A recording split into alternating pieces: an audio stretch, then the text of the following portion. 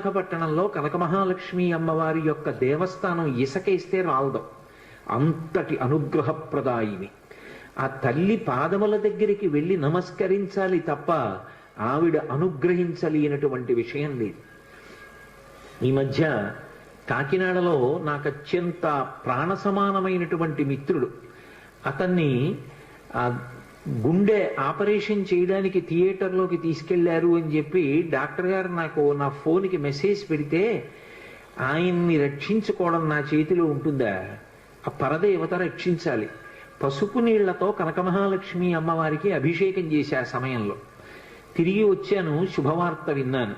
ఆ తల్లి గొప్ప అనుగ్రహప్రదాయిని. ఆ తల్లి ఏమివ్వలేదు, ఏదైనా ఇస్తుంది.